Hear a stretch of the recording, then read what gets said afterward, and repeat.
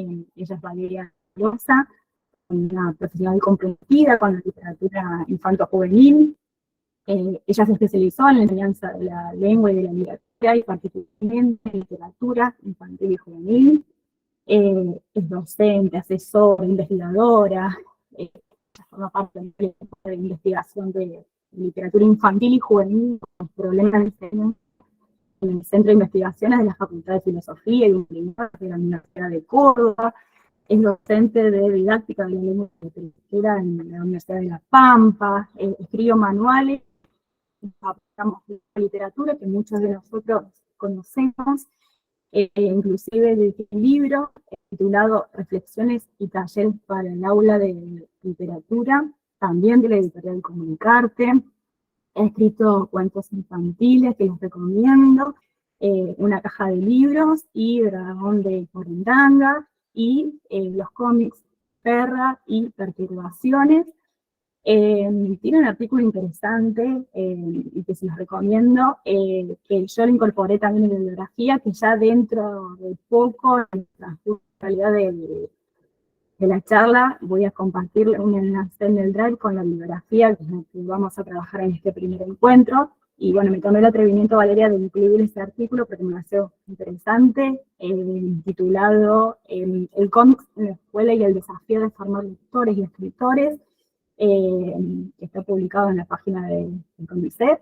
Ella es editora y ha acompañado en sus clínicas a escritores y escritoras de Córdoba, y desde el 2020 coordina el Departamento de Lengua y Literatura del Instituto Superior de Estudios Pedagógicos, y además, coordina además la producción de secuencias didácticas en su área en la plataforma de Escuela en Casa. Así que bueno, nosotros hoy nos va a acompañar en este conversatorio en donde hablaremos, problematizaremos, discutiremos sobre la conformación del campo de la literatura infantil juvenil. La mayoría de nosotros, hay muchos docentes en lengua y literatura y muchos estudiantes en lengua y literatura, entonces es una oportunidad para pensar justamente estas cuestiones, sobre todo pensar como docentes y como futuros docentes a la hora de enseñar literatura y qué lectores vamos a formar nuestros niños y nuestros adolescentes. Así que bueno, vale, te doy el mando. Gracias, Vane. Gracias, gente. La verdad que qué hermoso que nos podamos encontrar. Yo creo que la pandemia nos dejó cosas muy feas, pero también nos dejó esto, ¿no? Digamos, que haya gente de distintas partes encontrándose. eh, Está buenísimo, ¿no? Digamos, podernos hacer un ratito para conversar. A mí me encanta, y la verdad que cada vez que puedo me prendo en movidas como esta. Me parece que nos hace falta a los docentes, y nos hace falta, no importa si somos de inicial o somos de superior, ¿no? Digamos, a veces que como esa cosa del trajín, así el acelere, hace que no tengamos mucho tiempo para compartir ideas, para pensar buenas prácticas, ¿no? Digamos, así que celebro. Muchas gracias por la invitación. Yo doy por sentado que acá hay docentes de eso, ¿no? Digamos, de inicial, de primaria, de secundaria, de superior, mediadores, bibliotecarios, estudiantes. Así que la idea es, hay una exposición, pero esa exposición, nada, digamos, es una exposición que se puede acortar, ¿no? Digamos, nosotros después les vamos a dejar en la misma bibliografía las placas de presentación, por si ustedes quieren volver a revisar una cosa. Entonces, esto es a micrófono abierto, ¿no? Digamos, ustedes levantan la mano, abrimos el micrófono, interrumpen, pisan, hay espacios particularmente pensados, ¿no? Para compartir experiencias, pero entre mientras yo vaya diciendo alguna cosa, ustedes, mano arriba y listo, ¿no? Micrófono abierto. Esto vamos a hacer que trate de ser lo menos clase magistral posible. Vamos a hablar de literatura infantil, pero antes de ponernos a hablar de literatura infantil, yo les quiero compartir un cuento. ¿Puede ser? ¿Vamos por ahí? Este se llama El perro de Goya en Beirut. Es de un español que se llama Carlos Alonso. No sé si lo conocen. Un cuento. Bueno, vamos a ver qué clase de cuento es. Empieza así. 13 horas. Antes de que el perro semi-hundido asomase la cabeza por encima de aquel montón de tierra, Fairuz Mernissi se levantaba como todas las mañanas para ir a la escuela. Su mamá la obsequió al despertarse con una enorme sonrisa y un tazón humeante de leche. 12 horas antes de que el perro alzase la cabeza para contemplar la devastación, Fairuz salió de su casa vestida de colegiala. Llevaba en la cartera los cuadernos con los deberes hechos el día anterior. Ella y su madre recorrieron el camino hacia la escuela cantando una canción que hablaba de ratoncitos blancos. 11 horas antes de que el perro meditase asombrado una vez más sobre la brutal explosión que había arrasado la plaza, Fairuz practicaba con sus compañeros de clase la tabla de multiplicar. 7 por 7 eran en Beirut lo mismo que en otras partes del mundo. Y como en otros lugares del planeta, la maestra se afanaba para que aquel ejercicio rutinario diese normalidad a un día que no tenía nada de normal. 10 horas antes de la mirada de asombro del perro semi-hundido, en la clase de Fairuz se anticipó la hora del recreo.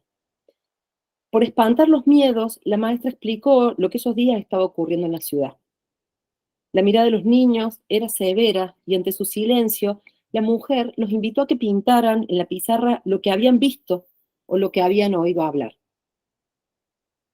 Sin pronunciar palabra, varios chicos, incluso pequeños, dibujaron las puntiagudas siluetas de los F-16 y los efectos de su vuelo sobre la ciudad. Cuando le llegó el turno a Fairuz, no quiso pintar aviones ni edificios destruidos, quiso pintar un puente. 9 horas antes de que el perro, con las patas hundidas en la tierra, mirase hacia la cima del montón de escombros, la escuela de Fairuz trató de hacer lo de todos los días, pero no pudo, porque el fragor de las sirenas quebró el hábito de la mañana y los niños de cada aula se pusieron en pie pegados a la pared, como ya estaban advertidos. La maestra, cuando fue su turno, se dirigió con sus alumnos hacia el gimnasio, donde ya estaban otros niños y otros profesores de otros grados y otras salas. Allí pasaron cerca de una hora. Los más pequeños lloraban, pero los más grandes, como Fairuz, estaban acostumbrados, jugando a las adivinanzas o a las rimas en pequeños grupos. 8 horas antes de sorprender las pupilas centelleantes del perro detrás del montón de tierra, la directora de la escuela entró en el gimnasio. Se dirigió hacia algunos maestros y hacia otros adultos. Hicieron un corro a su alrededor.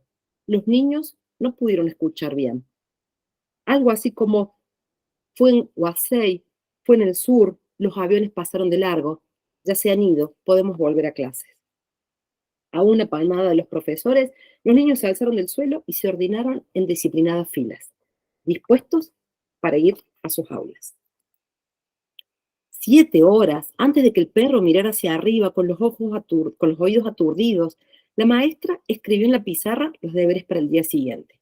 El primer ejercicio fue: escribe una carta de una página a un familiar lejano en la que le felicites por su cumpleaños. El segundo ejercicio: haz una lista con 6 palabras que expresen alegría y 3 que indiquen tristeza. Eso era todo. Deseó a sus alumnos que descansaran, que durmieran bien y que tuvieran cuidado. Se despidió de cada uno en la puerta de la clase con la frase ritual y cada uno saludó con respeto. A la salida de la escuela, las madres esperaban ansiosas por llevar sus hijos a la casa. No se entretuvieron por el camino, no hicieron compras porque casi todos los establecimientos estaban cerrados a esas horas. La mayor parte de ellos por falta de abastecimiento. La madre de Fairuz le preguntó a su hija qué tal había sido el día en la escuela, aparentando rutina. La niña no habló de cómo sonaron las alarmas. 6 horas antes de que el perro soltase un gañido compungido, Fairuz y su madre acabaron de comer. Mientras la mujer fregaba los platos, la niña encendió el televisor. A poco se quedó dormida, tendida en el sofá. Llevaba 3 noches con el sueño irregular. Ni siquiera se despertó cuando su madre la alzó entre los brazos y la llevó hasta la habitación, que dejó en penumbra, bajando la persiana y cerrando las ventanas para que no llegaran hasta allí los ruidos de la calle. 4 horas antes de la explosión que dejó aturdido y casi ciego al perro de las patas semi-hundidas, se oyó el chiquichaque de la cerradura y entró el padre de Fairuz. Su mujer salió a la puerta, le indicó con un gesto que no hiciera ruido, para no despertar a la niña. Cuchichearon en la cocina, con la puerta cerrada, sobre la angustia vivida con las sirenas a la mitad de la mañana, e intercambiaron impresiones sobre la marcha de los acontecimientos. Él puso agua en el fuego para preparar un té, mientras ella colocaba una tetera y las tazas. Por suerte, tenían provisiones para más de una semana y tenían todas las garrafas con agua potable. Nunca se sabe cuándo se puede cortar el suministro. Peor era que faltasen el gas o la electricidad. Pensaron, pero no dijeron nada. 3 horas antes de que el misil impactase en la plaza y causase el pavor del perro, Fairuz se despertó. Entró en la cocina, le dio a su padre un beso, se sentó en las rodillas. Él le preguntó cómo había sido su día, qué habían hecho en el colegio, qué cosas nuevas había aprendido. La niña no habló ni de los dibujos de la pizarra, de los F-16, del puente que había sido bombardeado. Tampoco dijo nada de la ausencia de algunos niños, ni del llanto de los más pequeños mientras esperaban en el gimnasio. Después de un rato de conversación, le dijo a su papá que iba a hacer los deberes. 2 horas antes de que el perro caminase hacia la montaña de escombros, antes de fijar su mirada en un punto que aún no pudo adivinar, Fairuz terminó de hacer sus deberes. Tomó una hoja de papel, pintó en ella el puente que se veía desde la ventana en medio del ruido, un puente que fue volado en un anterior bombardeo. Las noticias hablaban del peligro de la aviación y la destrucción de edificios estratégicos. Ese puente había sido uno de sus lugares favoritos. Ella sabía que era un puente antiguo, pero no conocía tanto su valor.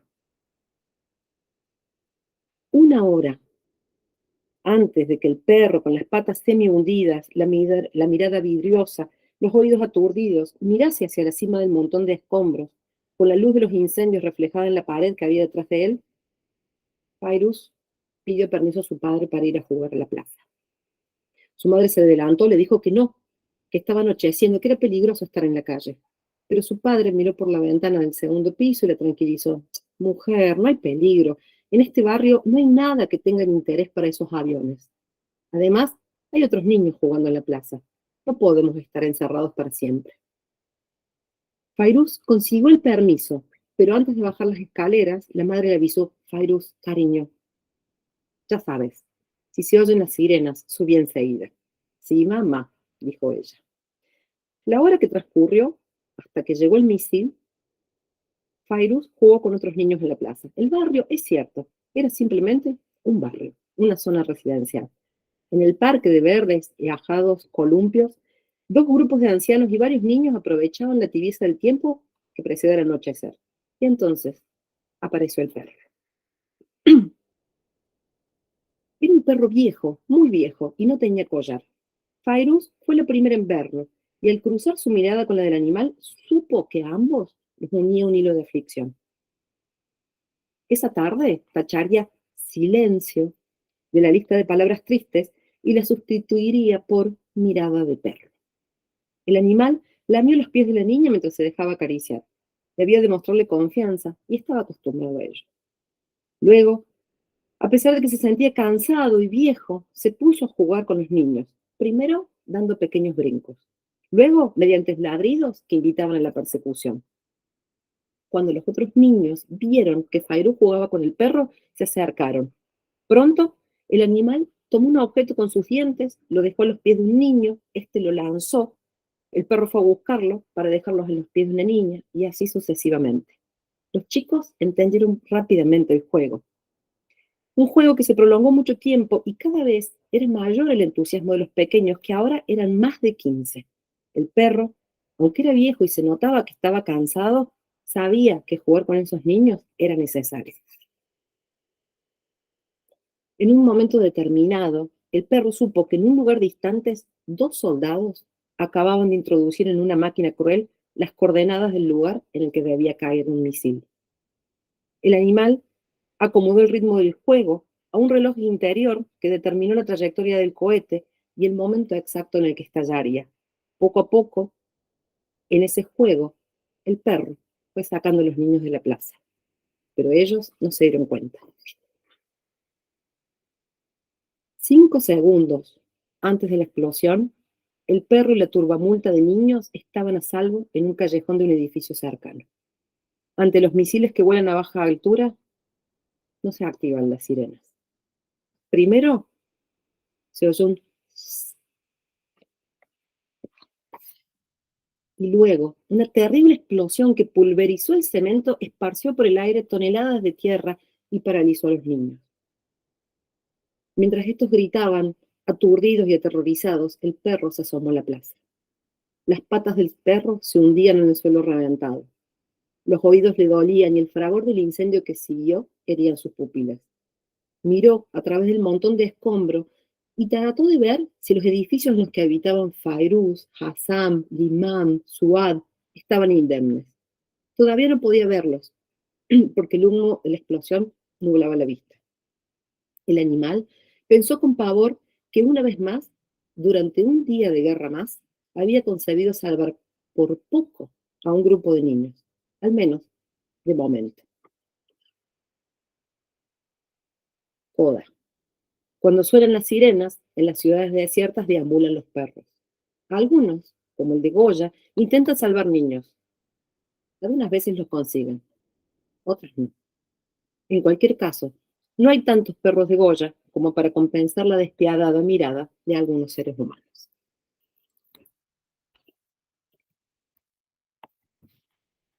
Yo tendría que haber advertido que este se llama 7x7 cuentos crueles. Un cuento... Qué cuentito, ¿no? Perdón, qué mala. Creo que no habían firmado para esto ustedes. Habían venido a un curso sobre literatura infantil y juvenil y no es la mejor manera de tratar a la gente, señora que habla. Tremendo, sí, tal cual, Luciana. Y también Euge bellísimo. Y creo que hay algo, ¿no? En esto de, ¿qué nos imaginamos que es la literatura para niños? ¿Qué nos imaginamos que, que tiene que ser una literatura? Y además, bueno, después vamos a avanzar un poquito más, pero en este cuento, ¿no? Sabemos que para la LIG siempre hay muchas cuestiones que tienen que ver con los temas tabú, lo de lo que no se puede hablar, con cierta intento de domesticación, con cierta mirada benevolente de los adultos hacia los niños. Y en este cuento, que además, digamos, que trata un tema bastante escabroso, hay algo que a mí me parece que es lo más interesante del cuento y por eso lo elegí para perturbarles la vida para siempre jamás, ahora que empezamos. Que me parece que lo más heavy del cuento no está solamente en el tema, sino que el cuento empieza diciendo 13 horas antes de, ¿no?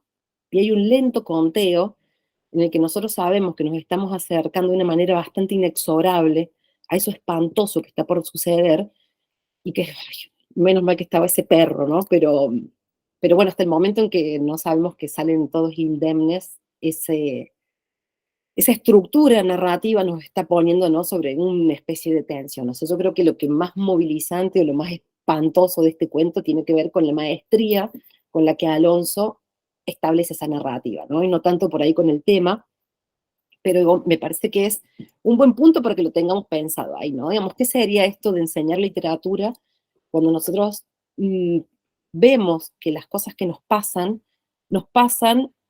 por efectos del lenguaje, ¿no?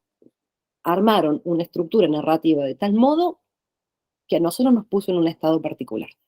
Eso lo vamos a dejar ahí como flotando y más adelante, cuando avancemos un poquito con la exposición, lo retomamos. Bueno, les cuento una cosa linda para que salgamos así como del el momento de estupor. Una cosa linda y una cosa medio rara también, un poco extraña, digo yo, porque a veces la realidad supera la ficción. Dando un taller como este, con colegas, me pasó un taller presencial, digamos, en Córdoba. Iván contó un poquito, yo trabajo en el ministerio, trabajamos con escuelas, trabajamos con nivel inicial, con primaria, con secundaria, con superior, dando un taller sobre literatura infantil, una serie de encuentros presenciales, era una jornada de formación docente, unas jornadas de formación docente, una colega suya, me trajo una carpeta de ilustraciones. Una carpeta de ilustraciones increíbles. Una seño que decía que ella escribía literatura infantil y juvenil y que no conocía editores ni el círculo ni a nadie y que no sabía qué hacer con eso, que a ella le gustaría publicar, pero que no tenía contactos y no tenía cómo ponerlos en marcha, y me dejó la carpeta con los originales. Yo les voy a compartir ahora algunas de las ilustraciones para que ustedes vean, pero es una cosa absolutamente increíble. Las ilustraciones son increíbles. Bueno, la cuestión es que me dejó esto, yo le pedí para verlo con la cátedra, mi equipo de investigación se dedica a la literatura infantil, tenemos muchos contactos efectivamente con editores, con el circuito de publicación, y compartí esas ilustraciones y dijimos, no, estas ilustraciones son lo más. Al encuentro siguiente, llevamos la carpeta para devolvérsela a la colega, y la colega no apareció. Y no apareció el último taller, y no apareció el siguiente taller, y no apareció. Nosotros nos habíamos quedado con la carpeta con los originales, y nos quedamos con una cosa muy incómoda, porque tenemos algo de muy buena calidad entre las manos, pero no sabemos cómo devolvérselo a esta persona. Entonces, ¿qué hicimos? Nada, fuimos a las listas de asistencia, buscamos el nombre, buscamos el teléfono no correspondía a un abonado en servicio, el celular no funciona, el mail, nadie responde. Entonces fuimos a contactar a la directora de la escuela. Y la directora de la escuela nos dijo, esta persona nunca trabajó en esta escuela. Yo no sé si es una señora que es fantasma, no sé cómo fue a parar ahí, es como que se hubiera adentro del sistema educativo. Así, es una cosa extrañísima lo que nos está sucediendo. Entonces yo dije, vamos a hacer una cosa, vamos a escribir los cuentos que esta mujer no escribió, los vamos a publicar en las redes, a ver si por lo menos acusándonos un poquito o acusándome a mí de plagio, aparece y le puedo devolver la carpeta. Y entonces yo dije, no tengo mucho tiempo, pero me gustaría pedirle su ayuda, ¿no? Así, digamos, no sé cuántos somos 58 personas, tenemos un montón de cosas por delante, pero yo creo que si nos ordenamos, más o menos en 3 minutos nosotros podemos sacar adelante estos cuentos. ¿Me ayudan? 3 minutos para escribir un cuento fantástico. Acá, gracias Nico, vamos para allá. Somos expertos escritores, todos tenemos una amplia tradición en escribir cuentos fantásticos, cuentos extraños, cuentos maravillosos, o sea que yo creo que en 3 minutos nos sobra el tiempo. Nos ordenamos así. Yo digo la consigna, pero de todas formas se las estoy dejando tirada acá en el enlace para que a ustedes les quede a mano, ¿no? Acá. La consigna diría lo siguiente, agarren una hoja, ¿no? Una hoja rayadita, y marquen cruces, ¿no? 5 renglones, una cruz, 10 renglones, una cruz, 15 renglones, una cruz. O sea, nos tiene que quedar, digamos, como en una hoja rayada, necesitamos 15 renglones, no necesitamos más que eso para escribir un cuento, el cuento de esta colega, ¿sí? 5 renglones, 10 renglones, 15 renglones. ¿Por qué? Porque todos sabemos re bien, porque eso sí lo hemos aprendido, porque nos vienen diciendo desde el jardín de infantes, que todo texto narrativo tiene 3 partes, grosso modo. Inicio, nudo y desenlace. ¿Sí? ¿No? Es así. Por ahí aparecen unos términos un poquito más sofisticados, ¿no? Nos dicen situación inicial, conflicto, resolución del conflicto, ¿no? Pero bueno, más o menos digamos como que uno podría decir que cualquier texto narrativo tiene ese grupo, digamos, ¿no? 5 palabras, 5 renglones para hacer la situación inicial. ¿Qué hay en una situación inicial? Bueno, en la situación inicial nosotros ya sabemos, ¿no? Se presentan los personajes, se presenta el espacio. Yo les voy a compartir para que ustedes ya vayan entrando. Somos 50 y pico de personas, ¿no? No tengo mucha información sobre ustedes, no sabría cómo ordenarme, pero entonces vamos a hacer lo siguiente. Ustedes tienen ahí una serie de enlaces a carpetas donde está la ilustración de esta colega. Si ustedes son escritores que nacieron en otoño, vayan yendo para esa vueltita. Si nacieron en invierno, vayan para esa vueltita. Me están faltando, ay, pero qué mala, no les puse los que nacieron en verano. Yo nací en verano, me voy a quedar sin textos para mirar. Ahí va. Entonces ahí está, ¿no? Ustedes se ubican, nacieron en verano, nacieron en invierno, nacieron en otoño, en primavera, entren a la carpeta, van a encontrar ahí alguna... Están todas habilitadas para que entre cualquier persona con el enlace. Entonces ustedes díganme si están pudiendo entrar, si están pudiendo ver las imágenes. ¿Sí? Buenísimo. Ahí estamos. Van a ver que las ilustraciones son como muy simples. El título de su cuento ya está puesto. Así que no hace falta que se pongan a inventar nada. Van a ver que hay una imagen, pueden abrirlas un poquito más, si les hace falta mirar algún detalle, y van a ver que cada imagen tiene un epígrafe, ¿no? Entonces, como estamos así como medio apuraditas, apuraditos, apuradites con el tiempo, vamos a hacer lo siguiente. Busquen una imagen de la carpeta de invierno veterano, la que más les guste. Cuando la tengan, ¿no? Me van haciendo así como con una reacción, me van diciendo listo, listo, listo, listo. Entonces yo empiezo. Estamos como cortitos de tiempo, así que lo que vamos a hacer es lo siguiente. Vamos a hacer un minuto, controlado, así absolutamente por reloj, que yo les quería mostrar el cronómetro, se me había ido el cronómetro. Ahí está. Un minuto para hacer la situación inicial. ¿Qué pasa en las situaciones iniciales? Presentamos los personajes y presentamos los escenarios. ¿Alguien puso una regla escrita de que siempre tenían que empezar con había una vez? Puede ser que mi... Perfecto, Vir, allá vamos. Em, por ejemplo, puede ser que alguno de ustedes empiece la situación inicial con un diálogo. Digo, leímos ahora cómo hizo Alonso, ¿no? Como diciendo, no sé, 12 horas, 13 horas, 10 horas. ¿Podríamos empezar así nuestro cuento? ¿Podríamos empezar con un diálogo? No sé, digamos, como in media res, digamos, en medio de la cosa, nos caemos a la situación. La única, la única consigna, no, ya le puse un montón. Le puse que tenían que usar la ilustración de base, que tenían que marcar 5 renglones solamente para esa situación inicial, pero, y además, el final del renglón número 5 o el final de la situación inicial tiene que ser el epígrafe de de la imagen. ¿Estamos? ¿Repasamos? ¿Está clara la consigna? ¿Todos entendimos? ¿Sí? ¿No? Sí, sí. ¿Sí, sí, sí? Entonces, tenemos nuestros 15 renglones marcados, tenemos los primeros 5 renglones listos, tenemos, ya elegimos la imagen, tenemos el epígrafe. ¿Puedo hacer una consulta? Relu, diga. Ahí cuando yo entré al archivo, que nos compartiste el enlace, veo que hay diapositivas en blanco. ¿Nosotros dónde escribimos? Ustedes en su hojita. Listo, Bueno, listo, listo. ustedes en su hojita, pero después, si quieren, digamos, como eso que les queda abierto, quieren pasarlo, quedaría re lindo, que nos quede la antología a mano. No, pensé que esa era la idea, está bien. Y listo, eso era. Eso, si quieren, después los pasan. Por Bueno, ahora, le damos para adelante con nuestra hojita. gracias. Tenemos nuestras ilustraciones, tenemos el epígrafe, tenemos nuestras hojitas marcadas, sabemos que las situaciones iniciales, lo que se presenta en general es la situación, los personajes, podría ser un diálogo, podría ser a lo Alonso con una estructura temporal. Si ya estamos todos listos... Pero una preguntita, Dale. perdón. El epígrafe, eso no escuché, porque estaba buscando imágenes, las imágenes. ¿Qué teníamos que hacer con el epígrafe?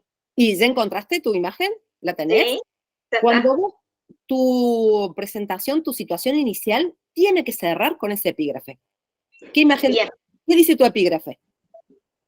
Fue un despegue perfecto. Ok, no sé qué, no sé qué, no sé qué, no sé qué, no sé qué. Al final del renglón número 5 tiene que decir, fue un despegue Fue un perfecto. despegue perfecto. ¿Estamos Perfecto. Perfecto. listos? Tiempo en el aire, minuto o doble en el aire, ya se me cayó la sota. Ahora, un minuto.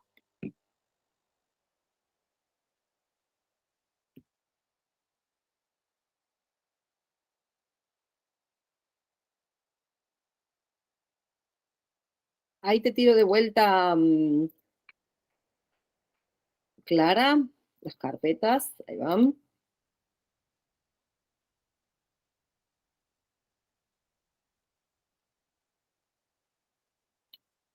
por las dudas, Clara, que hayas nacido en verano. Ahí va. 32 segundos, yo no quiero ser mala, pero queda medio minuto.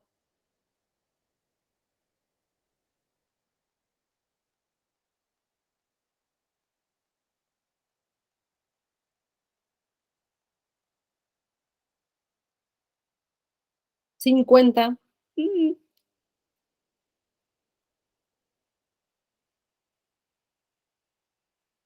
2 minutos. Un segundo. Tiempo, manos arriba, manos arriba, manos arriba, manos arriba. Incluso Clara, que llegó un poquito más tarde, pero que le vamos a dar un poquito de tiempo después. 1 minuto. Ya sabrán ustedes, ¿no? Ay, señor, no llegué, señor, 1 minuto más, un tiempito más. Aguántense un cachito, aguántense un cachito. Nos quedamos más o menos, habrá gente que no sé, porque 70 millones de razones llegó hasta el final con su epígrafe y ya está, tiene una situación inicial divina y que además cuando la mira dice, ¡ah! Mira lo que yo hago y no sabía hacer. Ahora viene la segunda parte. Tenemos 5 renglones más para eso que se llama el conflicto. Hicimos un gancho, ¿no? Nuestra situación inicial termina con una oración que dice, fue un despegue perfecto, o dice algo así como, este es él, o la séptima silla estaba en Francia, ¿no? Digamos, tenemos estos epígrafes flotando ahí, y nosotros sabemos que algo que asegura la progresión narrativa tiene que ver con relaciones causales, ¿no? Con relaciones lógicas, perdón. Esas relaciones pueden ser lógicas de causa, de consecuencia, pueden ser relaciones temporales, ¿no? Entonces, un buen tip para enganchar con la segunda parte sería, ¿cómo quiero que siga o para dónde quiero que vaya esto, no? Yo podría decir, no sé, la séptima silla se encontró en Francia. Sin embargo, pero, aunque, a pesar de que, o podría ser, fue un despegue perfecto. 5 minutos más tarde, un día más tarde, ¿no? Una semana más tarde, después, luego. Ustedes son escritoras y escritores absolutamente expertos. Yo sé que van a saber resolver esto. Van a encontrar para dónde quieren que vayan y cómo quieren que vaya esta partecita en la que ustedes presentaron el inicio del cuento, los personajes, la situación, con esta segunda parte. Tenemos otra vez 1 minuto para llegar hasta el renglón 10. Tenemos nuestro conflicto, tenemos nuestra situación inicial, tenemos un gancho que es ese epígrafe y tenemos que ir hacia el conflicto. ¿Cómo? Ya sabrán ustedes, pero tengamos en cuenta eso, que muchas veces los conectores lógicos causales o los temporales pueden ser como ese gancho para seguir. ¿Estamos listos? Minuto, ya.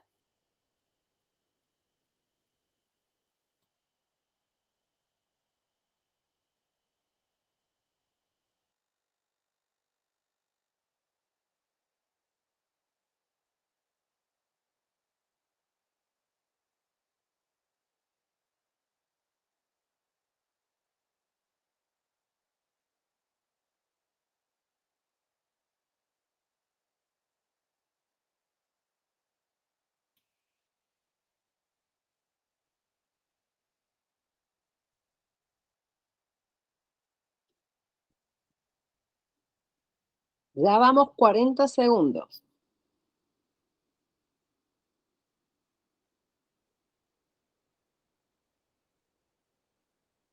50 segundos.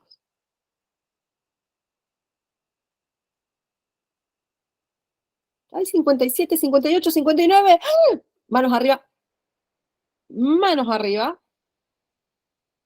Otra vez, habrá gente que está como muy contenta para dónde está yendo la cosa y habrá gente que dice, ¿y esta loca qué se le metió? ¿Por qué estamos en este baile? Tranquilos, confiemos en el proceso. Nos queda salir de la historia, ¿no? Hicimos la presentación, ¿viste, Lu? Y encima porque yo soy mala, 1 minuto. Qué mina jodida. Hicimos la presentación, nos puede salir mejor, nos puede salir peor, no importa, después nos vamos a dar un tiempito ahí para hermosear un poco lo que nos viene pasando, pero tenemos una situación, tenemos un conflicto desarrollado y ahora, ¿qué hacen los escritores o qué hacemos las escritoras y los escritores cuando estamos en la misma situación que ustedes ahora? Tomamos decisiones. ¿De qué tipo? Pareciera ser que, en general, en la literatura infantil y juvenil, los finales tienden a ser siempre ascendentes, ¿no? siempre tienden a ser finales felices, ¿no? A Caperucita la rescata el leñador, rescata a la abuela. Originalmente el cuento no era así, pero después, gracias a los hermanos Grimm, nos aparece esta figura salvífica. En las novelas juveniles, se llaman las novelas de crecimiento, novelas de madurez, se les suelen presentar una serie de desafíos a esos personajes que después conquistan, ¿no? Digamos que los hacen crecer y entonces los personajes ya no son los mismos. Eso sería un final ascendente. El ejemplo más claro, Harry Potter. Una micro parte, digamos, ¿no? Uno de los nudos narrativos tiene que ver con que la situación inicial de Harry es espantosa. Todos vieron Harry Potter, ¿no? Digamos, sabemos de qué estoy hablando, ¿no? O conocen más o menos la historia. Es un pobre huérfano, muy maltratado por su familia, o sea, su situación inicial es una situación que está por debajo. Y si uno ve en ese micro nudo narrativo, digamos, qué es lo que cambia la situación, que eso es lo que hace un conflicto, cambiar el estatus de ese personaje, es cuando empiezan a llegar las cartas para avisarle que él es un mago, ¿no? Eso es lo que rompe esa situación de equilibrio que es la situación inicial. Llegan las cartas, que es el conflicto, y eso se resuelve de una manera ascendente. Harry se entera en ese micronudo narrativo, que es cuando Hagrid lo busca en el faro, que él es mago, y que entonces tiene que ir a la escuela de magia. Ese micronudo es ascendente, ¿no? Él está en una situación muy fea y termina en una situación mejor.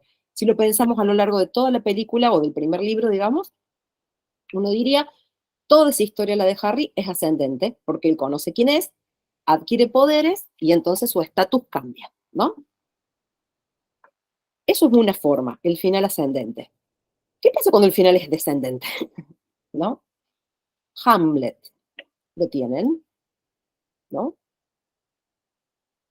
Hamlet empieza con la muerte del padre de Hamlet y termina con Hamlet muerto, Gertrudis muerta, Claudio muerto, Ofelia muerta, Polonio muerto, Laertes muerto.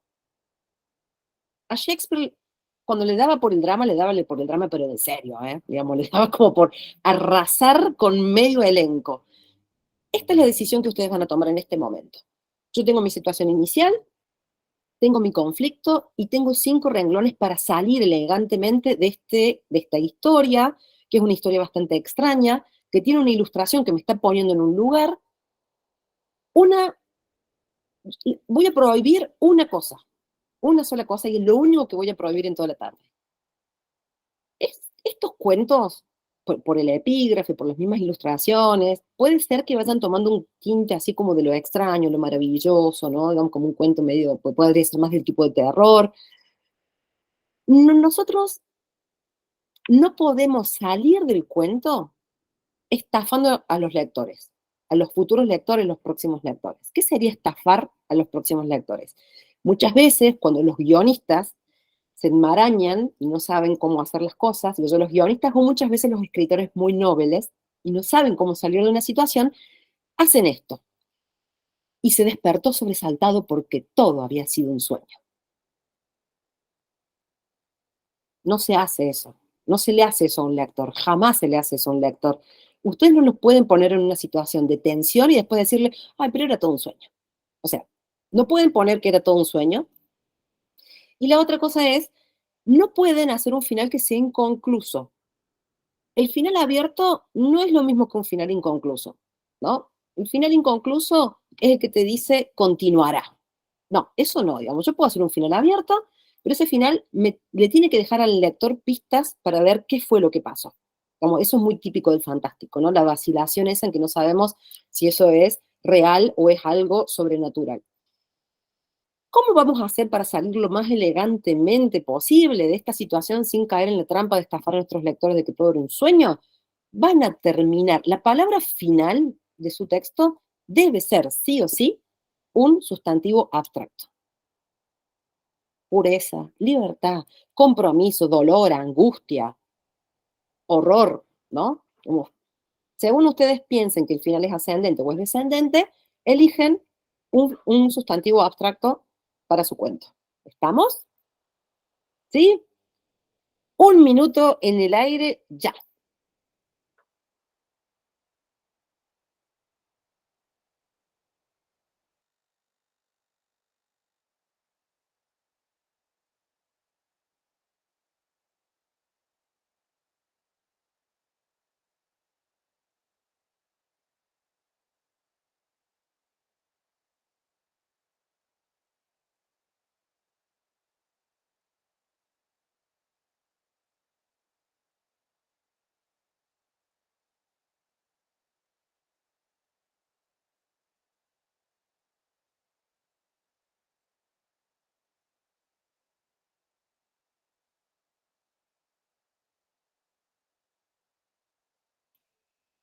45 segundos ya pasaron.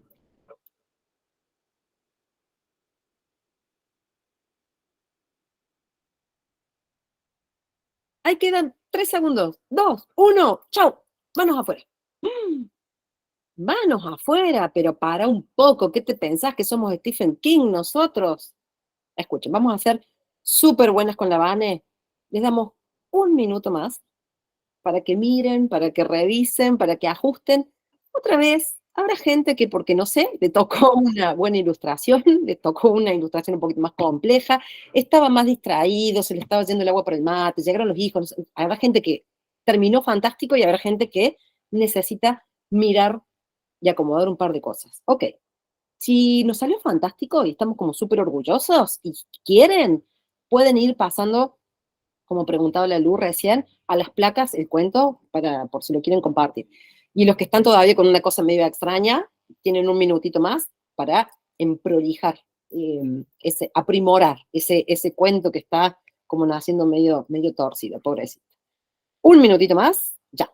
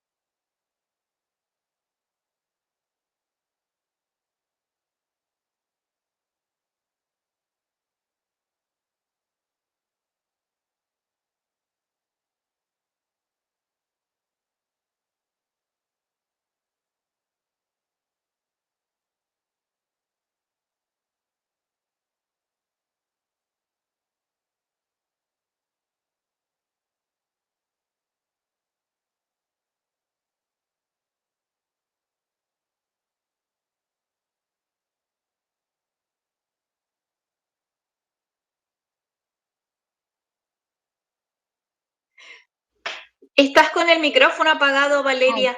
Ahí está, justo ahí lo estaba desbloqueando, venía como medio lento, gracias. Escucho, ¿cómo le fue?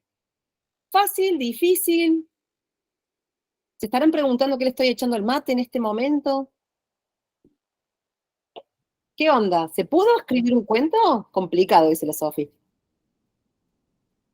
¿Sí? ¿Tenemos algunos cuentos? Más o menos. Digo, tampoco es que, oh, bueno, sí, vamos todos al Nobel, pero digo, en general, si uno piensa que un cuento tiene esa estructura, ¿no? Inicio, nudo, desenlace, ¿se pudo hacer? Complicado el cierre, dice la Lucre. ¿Hay alguien que quiera leer el suyo?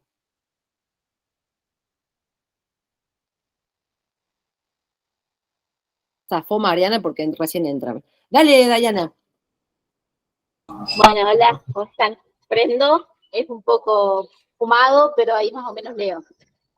Perdón, Day, Sí. Antes de que empiecen, ¿nos contás cómo se llama tu ilustración? Y a ver si la puedo... Sí, ahí la miro de nuevo, a ver si no la había cerrado. Es la alcoba del tercer piso, todo comenzó cuando alguien dejó abierta la ventana. Ok, perfecto. De invierno. Hacía años que los postigos estaban cerrados. Los pájaros pintados en la pared querían escapar de su prisión. Llevaban años y años ahí adentro, adheridos al papel húmedo y descolorido. Entonces, todo comenzó cuando alguien dejó abierta la ventana. El aire puro por fin entró y dejó de respirar a las palomas, por primera vez en décadas. ¿Eran palomas? La niña que ocuparía la habitación decidió que sí. El polen, la luz del sol dorado, las fragancias del mundo exterior llenaron la habitación y dieron vida al oscuro. Por algunos minutos brilló la esperanza. Hasta la voz de un adulto prometió, ese papel es horrible, hay que arrancarlo. Pero pronto hizo no independencia. Entonces, la niña, que desde pequeña soñaba con tener un pajarito enjaulado, decidió que no. Son míos, no se van a volar. Se acabó el sueño de la libertad.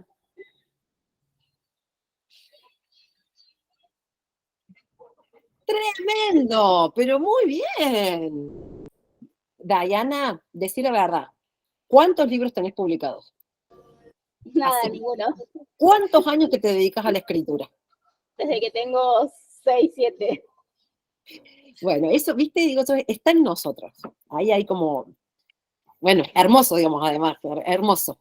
Está en nosotros, la literatura está en nosotros. ¿Alguien más que quiera leer el suyo? Sí, vamos, Vir. Bueno, yo supuestamente era administrativa, pero me copé. Soy profe de portugués y me encanta la literatura. Mi dibujo era Debajo de la alfombra. Por fin te fuiste, vieja, gritó Alfredo como queriendo liberarse de los insultos de su abuela. Sin embargo, al día siguiente de la muerte, los escuchó. Unos días de calma. Pasaron 2 semanas y volvió a suceder. Sin embargo, se quedó tranquilo porque la vieja se había muerto. Con el pasar de los días empezó a notar movimientos en la alfombra. Imaginó insectos, roedores, alimañas. No quería buscar. Se había acostumbrado a la sombra y al polvillo, así que no se molestó. Cuando el movimiento se hizo insoportable, decidió levantar la alfombra. No había alimañas, no había roedores. Eran los insultos de la vieja. No se había ido y esa era su única certeza. Excelente, excelente. Después pasen a chusmear todas las ilustraciones, ¿no? Bueno, se habrán dado cuenta. Lu, Me dale. gustaría compartir el mío porque no lo pude subir y bueno, nada. Bueno, la imagen que me tocó fue Archie Smith, Niño Maravilla. ¿Estás seguro de que él está en su habitación?, preguntó la mamá sorprendida y apurada, pues ya era hora del desayuno. Le molestaba que su hijo siempre se tomara el tiempo del mundo. Imagino que sí, dijo la hija mayor. Esperaron 10 minutos y subieron a buscarlo. Abrieron la puerta y una lluvia de luces los encandiló. Debajo del acolchado, Archie parecía perdido, como hundido. Su cuerpo era tan liviano como una pluma. Quisieron tocarlo y un calor extraordinario recorrió sus cuerpos a través de sus manos. Subió tan rápido que penetró hasta sus órganos internos.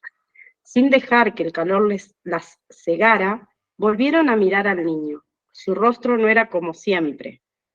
En su mirada se reflejaba una intensa sensación de libertad. Hermoso, muy bien, muy bien. Bravísimo, Lu.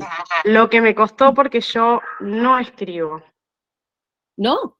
No, Mira, no, me cuesta, no, lo mío es la gramática, me cuesta muchísimo. Es más, cuando ibas poniendo tiempo yo decía, ay, no sabía para dónde ir, trataba de ordenar las ideas en mi cabeza y decía, ¿cómo? ¿Con qué lo engancho? ¿Qué palabra? ¿Qué? Bueno, así que por eso te decía que es un desafío enorme. Ni me imagino cuando le damos esa consigna a los chicos, ¿no? funciona igual. Así, bueno, me quedo más tranquila. Ahí te silencio un segundito, Lu, porque retumba mi audio. Obviamente se han dado cuenta que han sido absolutamente engañados, esa docente no existe. Esto viene del libro Los misterios del señor Burdick. Chris Van Allsburg, no sé si lo conocen, si no lo conocen, lo están conociendo. Chris Van Allsburg es el autor de Satura. Este es la ilustración que hizo Vir, el de la vieja. Este es el tuyo, Lu, el de Archie Smith, Niño Maravilla. Son 2 lucecitas flotando sobre un niño, ¿no? Y el de Diana lo tengo un poquito más perdido porque está como acá adentro. Chris Van Allsburg, Satura, Jumanji, El Expreso Polar, ese es Chris Van Allsburg. ¿Por qué arrancamos así?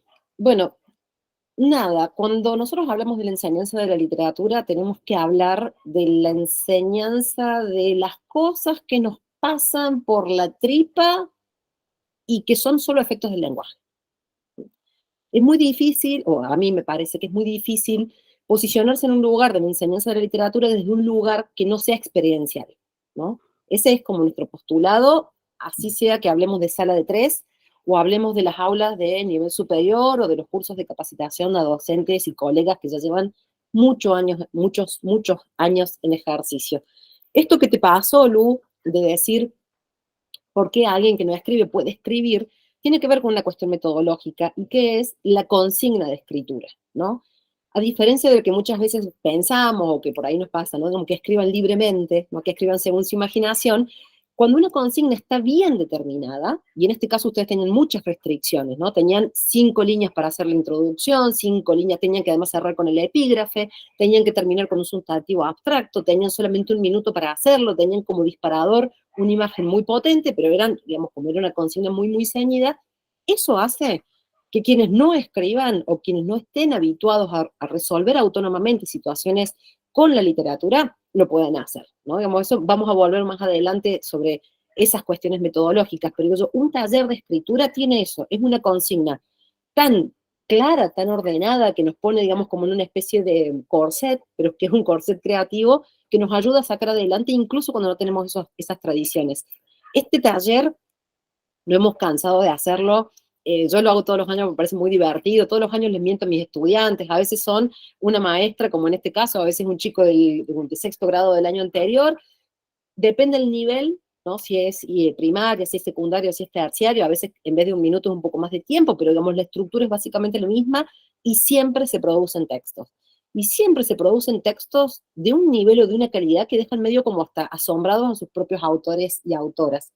Y ahí hay un punto que a mí me parece que es fundamental. Ese punto tiene que ver con quién es el dueño o quién es la dueña de la literatura. ¿Y qué significa enseñar literatura en las aulas, ¿no? Si enseñar literatura es enseñar ciertos preceptos o hablar de gente que se murió hace 300 años, a mí me parece que nos estamos perdiendo algo muy piola, que es que la literatura es una experiencia subjetivante, ¿no? Una experiencia que nos lleva a nosotros a cierto lugar con el lenguaje. Está un poquito lento el ratón que mueve la presentación. Ahí está. Por eso arrancamos por acá, ¿no? Me parecía interesante dejarles por lo menos la molestia, por lo menos dejarles el desafío. Ahí en la carpeta que les compartí, que dice bibliografía se llama Wader charla 30 de agosto, ustedes tienen, no, nada que ver, curso, taller, la conformación del campo de la LIF, tienen una serie de artículos, y entre esa serie de artículos está todas las presentaciones de Burdick, así que si quieren entrar a ver las otras ilustraciones y chusmearlos, vamos por ahí. Bueno, arrancamos con un cuento y un taller porque es un posicionamiento político, ético, decir que la literatura es una práctica del lenguaje y que no le pertenece a nadie más que a las personas que experimenten la literatura. Y que en esto de quién tiene la palabra autorizada, el docente no es sí, bueno, está buenísimo que sea un especialista del LIG, pero también, sobre todo, está bueno que sea una buena persona, ¿no? Que no le hable a esos sujetos, sea que esos sujetos estudiantes tengan 5 años o tengan 48, desde un lugar de autoridad, ¿no? O en todo caso, no en un lugar de autoritarismo, sí de una autoridad, pero de una autoridad cognitiva, ¿no? Digamos, alguien que conoce mucho la materia, pero desde un lugar que invite todo el tiempo a que esas personas sientan que la literatura es parte de su vida. Yo trabajé mucho tiempo en secundaria y muchas veces escuchaba, digamos, estas reflexiones, ¿no? Como, esto no es para mí. Pero más me rompió el corazón de haber trabajado muchos años en institutos de formación docente, bueno, dar clases en la universidad, y que escuchar a adultos que se están formando para ser profesores o maestras, como me pasa en La Pampa, y que digan, ah, bueno, sí, pero no, la literatura no es para mí. La literatura es un acontecimiento cultural, y como es un acontecimiento cultural nos pertenece a todos, ¿no? Esto, nadie debería quedarse afuera de lo que nos pasa con la literatura. Y la escuela debería ser, no lo digo yo, ya lo dijo hace un montón de años la Gran Montes, la gran ocasión en la que los compatriotas que tenemos, tengan la edad que tengan, encuentren en la literatura algo que les hable a ellos, así sea que, como decís vos, Lu, no tengo el hábito, no escribo, lo mío es otra cosa, y sin embargo, mira, acá encontraste en 5 minutos, además, no nos tomó mucho más que eso, como que a lo mejor 10, 15 minutos, hacer un espacio para que alguien experimente cosas con el lenguaje, ¿no? Eso es la enseñanza de la literatura. Si a ustedes les parece bien, arrancamos por esta parte, ¿no? Conversar no vamos a hacer nada muy profundo, ¿no? Es como chusmetear un poco, que si nosotros empezamos a hablar de qué es la... Me encanta, Lu. Bueno, entonces ya está, ya valió la pena. Me siento muy feliz, me siento como contenta porque el objetivo se cumplió. Esto es solamente para decir, che, ¿desde dónde estás pensando vos que la literatura es un campo, ¿no? O que se conforma como un campo cultural? Obviamente, probablemente no escuchen acá nadie, no estamos inventando la pólvora, son cosas de gente que ya lo dijo hace mucho, pero por ahí no está mal de repasarlo, porque, bueno, por ahí no todos compartimos como el mismo idioma, no venimos de los mismos recorridos o de los mismos trayectos, y está bueno, ¿no? Es una especie como de piso común, sabemos de qué vamos a hablar. La primera cuestión para pensar por qué decir que la literatura infantil y juvenil es un discurso, tendría que ver con esto, ¿no? Algunas diferencias que muchas veces por ahí aparecen como la misma cosa, un poco confuso, las nociones entre texto y discurso, ¿no? Un texto, bueno, un texto ya lo sabemos, digamos, lo acabamos de experimentar. Leímos un texto de Alonso, que era El perro de Goya en Beirut, leímos otros textos, ¿no? Vimos otros textos multimodales, podríamos decir, de Chris Van Allsburg, y entonces uno podría decir que el texto, ¿no? Es ese producto y que tiene es un producto que es finito, porque incluso si es un texto oral, y yo les recitara una poesía, tiene un inicio, tiene un final, tiene una unidad de sentido, y ahí es como que entendemos que un texto es un producto, ¿no? Es como una cosita cerrada, es una unidad de sentido cerrada. Ese texto se relaciona con otros textos que no son solamente textos orales o son textos escritos. ¿Qué serían esos otros textos? Y ahora sí, cambiamos como de estatuto y hablamos de los discursos en los que esos textos empiezan como a circular, a funcionar, ¿no? Un texto no se hace en el vacío, ¿no? Cuando yo era chica estaba mucho esta idea, ¿no? De que el escritor es una especie de, no sé, de genio místico que está encerrado, no sé, en una torre de marfil y entonces piensa cosas maravillosas, como si esa persona no estuviera atravesada por cuestiones políticas, históricas, de género, de dolor de panza, de que no llega a fin de mes, digamos, a los escritores les pasan todas esas cosas, ¿no? Y entonces, en algún momento, la sociología... Sí, Cami, ahí ya te los pasamos. La sociología, pero también la teoría literaria, se empezó a dar cuenta que el texto no existe en el vacío, ¿no? Y que no es lo mismo leer el Martín Fierro en su contexto histórico que leerlo ahora, ¿no? Lo que se van activando son como otras claves, los leemos desde otros lugares. No da igual leer a Sor Juana Inés de la Cruz en su contexto original y leerla ahora con una perspectiva de género, ¿no? No da igual leer Caperucita Roja en el momento en que Perrault escribe La Coda y que dice, cuidado las niñas de los lobos, y etcétera, etcétera. Digamos, está claro que no está hablando del lobo mamífero animal, sino que está hablando de los lobos de 2 patas. Bueno, digo, todas esas cosas tienen que ver con esos contextos, ¿no? Alguien piensa una historia, alguien piensa un texto, produce un texto en un determinado contexto de producción, ¿no? A su vez, ese texto circula, ¿no? En la LIG, lo que nos pasa, por ejemplo, que gran parte del circuito perdón, digamos, del contexto de circulación es escolar, ¿no?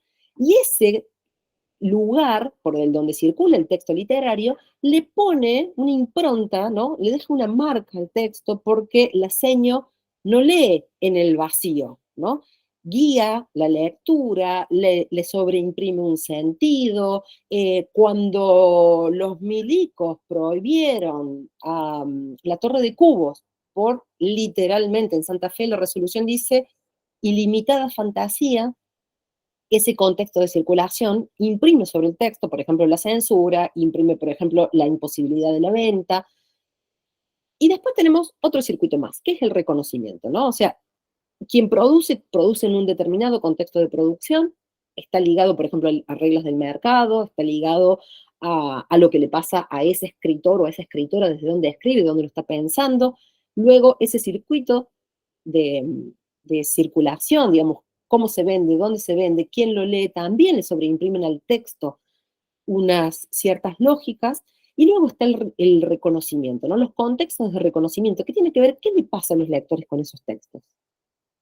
¿Por qué nos importa a nosotros que estamos hablando sobre la LIG, y a mí particularmente que me especializo en la enseñanza de la literatura infantil y juvenil? ¿Por qué me importan los contextos de reconocimiento? Bueno, porque tiene todo, pero todo que ver con lo que hacen los mediadores, ¿no? Con que lo que hacemos las seños y los profes en las salas, en los grados y en las aulas con esos textos, ¿no? Vamos a avanzar un poquito más después sobre eso, ¿no? Pero la idea sería más o menos como esta.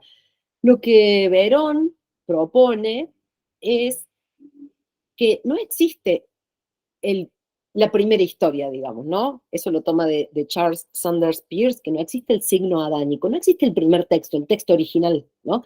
El texto original siempre es respuesta a un texto anterior, ¿no? Y es anticipo de uno futuro. Piensen, por ejemplo, en las sucesivas versiones y reversiones a historias y rehistorias de los cuentos tradicionales. O incluso cómo el discurso de la cancelación se mete con los clásicos infantiles y entonces de golpe pareciera que leer Blancanieves está mal porque el príncipe besa sin consentimiento a Blancanieves, ¿no? Bueno, eso tiene que ver con que no es que el texto existe de una vez y para siempre, sino que se reedita, se reformula, se resignifica en cada uno de esos contextos, y esos contextos de reconocimiento son políticos, históricos, sociales, económicos, genéricos, etcétera, etcétera, etcétera, ¿no? Un ejemplo de cómo un texto o esa relación texto y discurso podría estar en, no sé si ustedes conocen que Estados Unidos tiene desde los años 50 la CCA, el Comics Code Authority. ¿De dónde sale esto? Estados Unidos, para publicar un cómic, tiene que tener este sellito puesto, y es porque en los años 50 un psicólogo absolutamente cuestionable sus conclusiones, estudia Batman y propone que si los chicos crecen leyendo Batman, van a ser violentos, van a ser no sé qué, van a tener esto, pero además acusa la relación, ese trío que tienen Batman con Robin, con Alfred, como una familia homosexual, arma unas, o sea, no sé qué se fuma ese psicólogo, pero saca unas interpretaciones absolutamente abstrusas sobre Batman, y entonces a Batman se lo prohíbe durante mucho tiempo, se instala lo que es esta organización, que es el Código de Autoridad de los Cómics. Luego, con el tiempo, bueno, se relajan un poco ciertas cuestiones y ustedes ven que, no sé, digamos, podemos consumir muchísimos cómics que siguen saliendo, pero hay una tutela sobre lo que los chicos pueden leer. Estados Unidos es una nación que desconfía muchísimo de sus propios jóvenes, ¿no? Tiende a decir cosas como esta: si escuchan heavy metal van a ser todos satanistas y van a ser asesinos seriales, ¿no? O hacen cosas como que si escuchan a Marilyn Manson todos van a ser no sé qué cosa. Bueno, ¿no? En Argentina también hubo durante mucho tiempo una idea, sobre todo, digamos, propuesta por las dictaduras militares, ¿no? Digamos, de que si la literatura infantil muestra esto, los chicos tal cosa, ¿no? Como si hubiera una especie de calco, o si los docentes tuviéramos tal magia de que le podemos lavar la cabeza a nuestros estudiantes porque les damos a leer una obra u otra, ¿no? Como si esos sujetos no fueran sujetos pensantes, ¿no? Por supuesto que mientras más pequeños son, más indefensos están quizás ante ciertas cuestiones ideológicas, pero bueno, digamos, también exactamente, Rosso, yo pensaba en el movimiento que se dio en el 2015, 2016, 2017, ¿no? Con mis hijos no te metas, ¿no? Como si uno, por darles un cuento o hablar de un cuento, si leemos Julia, la niña con sombra de niño, todos se van a hacer trans, ¿no? Digamos, bueno, ese tipo de sospecha sobre los docentes y sobre los estudiantes como sujetos que pueden pensar algo sobre esos textos que se les ofrecen es una sospecha bastante presente, lamentablemente, en los circuitos educativos, ¿no? Digamos, como una cosa ahí como... Bueno, pero que la vamos a desandar. Esta tarde nos vamos a tomar el tiempo de conversar un poquito sobre esas cosas, ¿no? Entonces, ¿por qué hablamos de esto? La literatura infantil no es inocua, no es vacía, pero sobre todo no es que circula en el vacío. Cada uno de estos contextos de producción, de circulación, de reconocimiento, le sobreimprimen al texto un sentido, una significación, ponen de relieve o ponen en foco alguna característica. A veces nos puede parecer piola y a otras veces nos puede parecer horrible, digamos, ¿no? Pero bueno, esas son las cuestiones ideológicas que aparecen en la literatura infantil y juvenil, porque la literatura infantil y juvenil es, como todo tipo de producción, una construcción social, es una construcción cultural, y como parte de la cultura no está exenta de las múltiples ideologías que se les atraviesan. Acá ni siquiera, digamos, me voy a detener mucho, ¿no? Pero Bourdieu, un sociólogo que se dedicó también durante mucho tiempo, digamos, a pensar la obra literaria, él tiene un análisis de una saga francesa de la época del realismo, que es la saga de los Rougon-Macquart, y desarrolla, en relación a la literatura y a sus propios análisis sobre la sociedad, algunos conceptos, ¿no? Que es el concepto del campo, ¿no? Como si fuera, yo lo voy a decir como en argentino, digamos, ¿no? Pensamos el campo como en una cancha de fútbol. Hay una pelota en juego, hay 22 personas que quieren a esa pelota, ¿no? Y eso va a hacer que la posición de esos jugadores en el campo cambie. Y si yo estoy marcando a un jugador, mi relación con este jugador es una relación de competencia. Pero si el que tengo al lado es mi compañera de fútbol y queremos llegar al gol, es una relación de colaboración, ¿no? El campo es un poco eso. ¿Qué sujetos están en qué lugar? No es esencial, digamos, no tiene que ver con la esencia. No es que alguien va a ser ese escritor para siempre, sino que es en qué momento, en relación a quién, en comparación a qué cosa, ¿no? Digamos, el campo cultural es un campo móvil, es un campo que se sacude, es un campo que, pongo por ejemplo a Laura de Betach.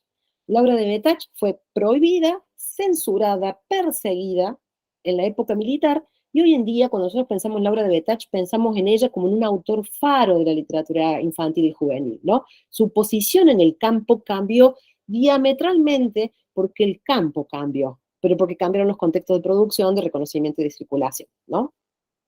Bueno, en relación, digamos, a ese campo está el concepto del capital, ¿no? Digamos, el capital económico. Qué bien que nos vendría a los docentes tener muchísimo capital económico. En general, los docentes tenemos más bien capital simbólico, ¿no? Es ese stock, digamos, es nuestra caja fuerte de saberes, conocimientos, lecturas, conversaciones, experiencias estéticas, ¿no? Es lo que uno puede disponer. Acá hay un concepto que yo lo voy a subrayar así en negrita porque lo vamos a retomar más adelante cuando charlemos de la enseñanza, ¿no? La disponibilidad y la disposición. Yo como seño, yo como profe, sea seño de sala, de primaria, o sea profe de secundario o de superior, no estoy poniéndome yo a disposición de mis estudiantes, lo que estoy poniendo a disposición es mi capital simbólico, ¿no? Yo les vengo a ofrecer una serie de pensamientos, de ideas, de lecturas, de experiencias, ¿no? Y eso es lo que hace que la tarea docente sea un poquito un artesanado, ¿no? Digamos, todo eso que yo puedo sumar para que la clase sea la clase.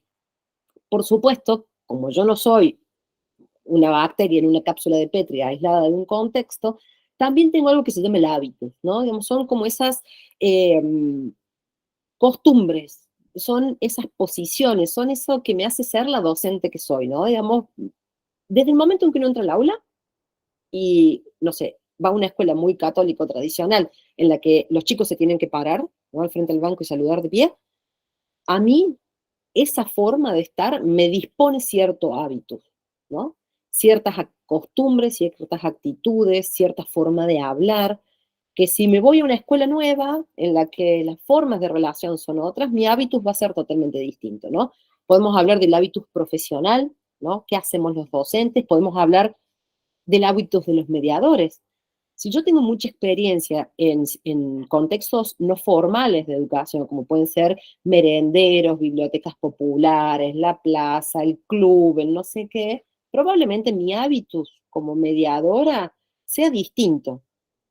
¿Por qué? Les pongo un ejemplo, pero del más claro del universo cósmico. En secundaria en Córdoba hay que poner una nota cada mes y medio y es una nota de acreditación numérica, o sea, un 8, un 9, un 10, un 7, un 4.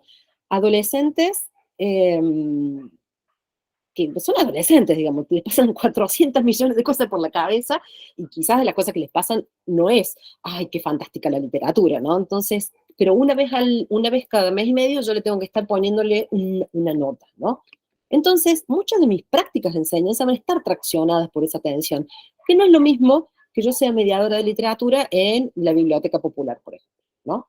Porque como no tengo la atención de la acreditación, probablemente mi hábitus, es decir, las cosas que yo hago con esa gente, no esté tan, tan traccionada y sea una profe más relajada, digamos, si se quiere. ¿Hasta acá venimos bien, más o menos? Ustedes tienen en la carpeta de la bibliografía esta misma presentación, entonces después si quieren repasar algo, vuelven sobre eso. A la Josefina Ludmer y a la Graciela Montes son dos personas que me las llevaría, digamos así, las haría en figuritas chiquitas y las tendría en mi mesa de luz. Josefina Ludmer, una teórica argentina, ya fallecida, lamentablemente, proscripta, por supuesto, por el proceso, pero que a la vuelta de la democracia ella instala las clases de teoría literaria en la UBA, y este concepto del episteme, a mí, bueno, me parece que son dos conceptos súper relacionados, ¿no? ¿Desde dónde alguien lee, ¿no? Porque si yo, mi matriz lectora, digamos, ¿no? Desde chica tuve muchas experiencias, leí un montón me leyeron un montón de cuentos, me cantaron canciones, me llevaron a los títeres, me llevaron al teatro, estuve súper nutrida de experiencias estéticas. Mi manera de enfrentarme a una obra de literatura probablemente tenga muchísimas más interrelaciones, ¿no? Digamos, yo podría hacer mucha más intertextualidad, puedo entender sentidos más ocultos, no hace falta, si yo veo a una persona bajita y más bien corpulenta, con un burro, con una mula, y veo a alguien flaco y largo, con un caballo muy muerto de hambre, bueno, capaz que no necesiten más claves que esas para darme cuenta que estamos hablando de Don Quijote y Sancho Panza, ¿no? Digamos, porque parte de mi episteme, parte de mi universo, tiene que ver, ¿no? Digamos, por cómo soy capaz de leer esas obras, ¿no? Entonces, la academia, yo soy académica, pero soy medio una contraacadémica, porque la academia también nos instala ciertas epístemes de lectura, ¿no? ¿Qué es la literatura? ¿Cuál es la literatura válida? Yo vengo desde una universidad que tiene 420 y piquito de años, ¿no? En la que, en el profesorado donde yo doy clases, literatura infantil y juvenil no es una materia obligatoria. Es mi misma casa, digamos, mi misma madre la que nos impone una episteme de literatura y está diciéndole a la sociedad qué literatura es la valiosa. Y les voy a decir, seguramente, digamos, capaz que es algo que comparten con otras, con algunos otros profes, ¿no? La literatura valiosa está hecha por hombres europeos o argentinos, blancos, ricos, muertos hace más de 300 años, en general, ¿no? Salvo que por ahí tengas un seminario de dos profes medias locas y reviradas que entonces reponen la literatura argentina del siglo XIX desde una perspectiva de género y te traigan a ciertas autoras que son expulsadas del canon oficial, ¿no? Bueno, eso tiene que ver con nuestras epístemes. Yo me crié en un profesorado donde literatura argentina, literatura española, estaba hecha por hombres, y por hombres blancos, ricos y muertos hace un montón de tiempo. Me costó muchísimo romper un poquito ese episteme, ¿no? Digamos, correrme, buscar otras lecturas, encontrar otra cosa, y hacer, bueno, por ejemplo, de una literatura inexistente, porque la literatura infantil y juvenil no es una literatura valiosa, hacer mi campo de estudio, ¿no? Eso es, y no nos damos cuenta cuánto nos moldea la cabeza y hasta la piel, les diría, ¿no? Estas cosas, ¿no? Dónde nos formamos, qué nos enseñan a leer. La Gra Montes, que es una hermosa, dice más o menos lo mismo, ¿no? Un lector que no opera en el vacío, ¿no? Leemos desde un lugar, desde una situación, y no sé si les pasó, a mí me suele pasar varias veces, que leo un libro y me pasan ciertas cosas, y lo leo después 15 años y digo yo, pero yo no leí, yo no lo leí otra cosa distinta, ¿no? Bueno, es eso, ¿no? Frente a una situación, frente a un orden de lectura, nosotros activamos distintas cosas, y esas distintas cosas tienen que ver con nuestra experiencia vital, ¿no? La trayectoria, ¿no? ¿Quiénes somos? Eso, ¿no? Que si el lector es el que está leyendo, bueno, somos muchos lectores distintos o muchas lectoras distintas a lo largo de nuestras vidas, porque estamos leyendo el libro y a nosotras mismas en distintos momentos. Dos cositas y paramos ahí un poquito para abrir el micrófono. En relación a la literatura infantil, ahí parece algo que es como el valor supremo. Ay, la imaginación. Ay, que los chicos son tan imaginativos, tan imaginativos.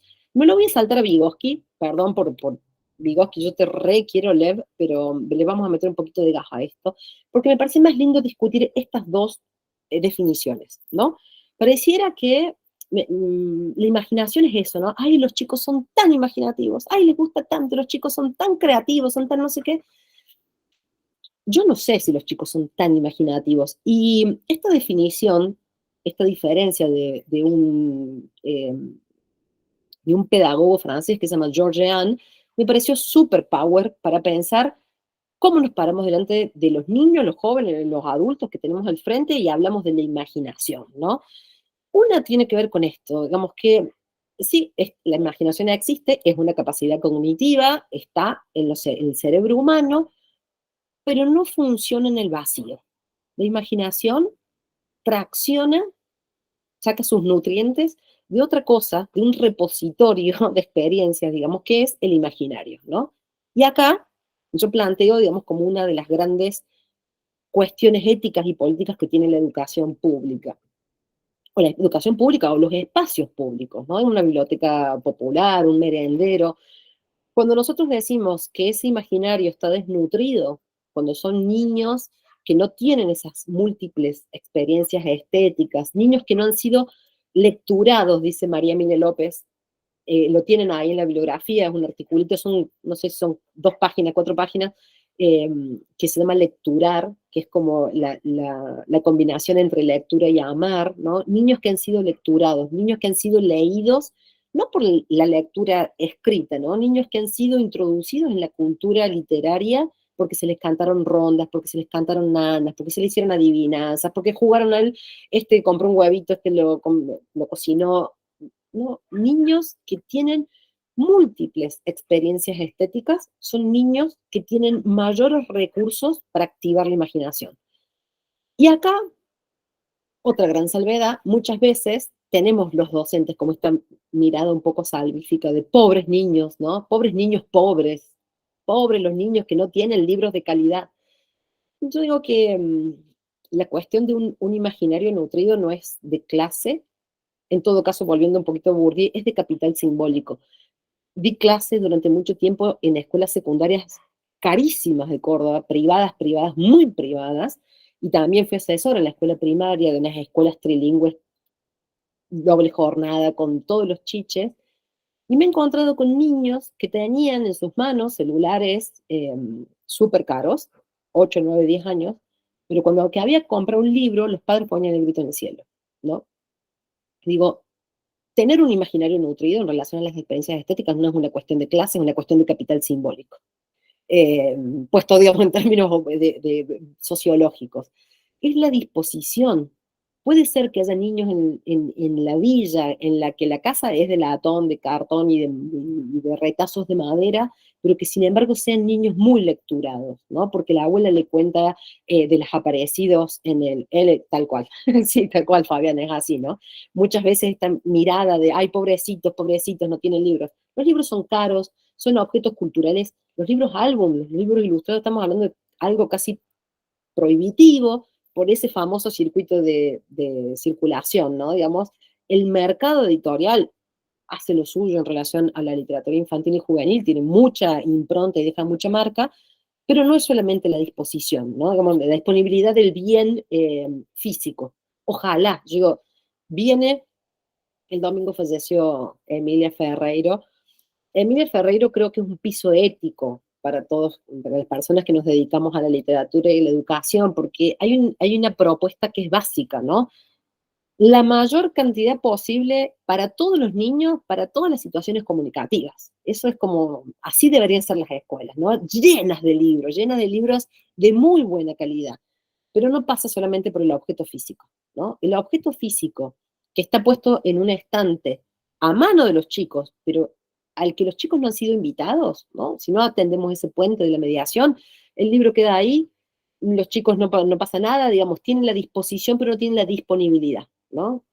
Eso es como un lindo juego de palabras. Sí, tenés el libro físico ahí, pero no tenés quien te lo lea, ¿no? No tenés quien te invite.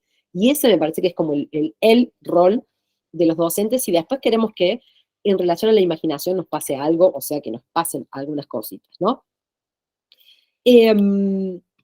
Barthes, no sé si lo conocen, si lo tienen, si les suena. Roland Barthes es un tipo, a mí me parece bastante genial. Hace como una distinción, y que probablemente yo esté haciendo una especie de lectura horizontal o oblicua o fuera de norma, una lectura desgenerada del pobre Roland, pero me hace pensar en esto. La literatura infantil y juvenil siempre ha tenido como una cosa de lo pendular, ¿no? Lo vamos a ver un poquito más ahora cuando avancemos en relación a los polos sobre la literatura, ¿no? La pedagogía del placer, ¿no? Que los chicos lean por placer. Como si el placer fuera algo gratis, como si fuera algo fácil, ¿no? Y yo digo, está buena esta distinción, ¿no? Porque no sé si a ustedes alguna vez les sucedió de que, que el placer les venga no de lo fácil, de lo suave, de lo redondo, de lo mullidito, sino de algo que los hizo percha. Pongo, por ejemplo, El mar y la serpiente. El mar y la serpiente, Paula Bombar, es un librito así, es muy chiquitito, es muy cortito, que empieza con una nena diciéndole a su mamá, mamá, no llores, papá se perdió, pero ya se va a encontrar, ¿no? Bueno, ese librito de una nena que pierde a su papá en un contexto muy particular, a mí me hizo llorar de una manera espantosa. La pasé re mal con el libro, me costó un montón, me pegó en medio de mi biografía vital. Y sin embargo, fue un texto de goce en términos barthianos, ¿no? Fue un texto que me sacudió, me dejó patas arriba, quizás un poquito, digamos, la intención de leerles El perro de Goya en Beirut tenía que ver con eso, ¿no? Yo entiendo que ese texto, para mí, es más un texto de goce que un texto de placer, ¿no? No, para mí son textos que no son cómodos, que no son fáciles, que no son tranquilizadores, sino así como medios punchy, ¿no? Bueno, esa distinción en pensar que a veces el título, Lore, ¿de cuál? ¿El que leí, el del perro?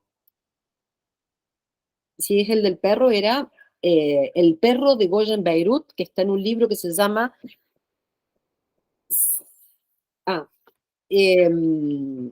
bueno, el perro de Goya en Beirut está así, se llama 7x7 cuentos crueles, y el de la nena, el de Paula Bombara, se llama El mar y la serpiente. Fue editado por Norma, es un librito chiquitito así, pero que, bueno, no, es una máquina de destruir personas.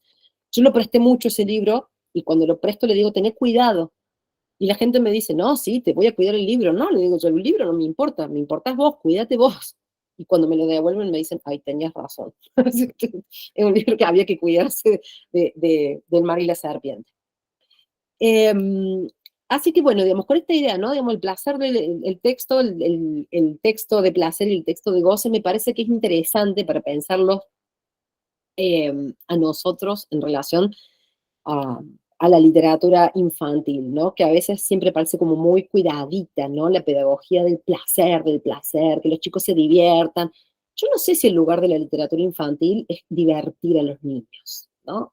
O sea, yo creo que el lugar de la literatura es otra cosa relacionada con el lenguaje, otra cosa con que le pasen cosas a los sujetos con el lenguaje y que adviertan que les pasan cosas con el lenguaje, porque eso también nos da una maestría en lo que somos capaces de hacer nosotros como lectores, escritores y hablantes de nuestra lengua, ¿no?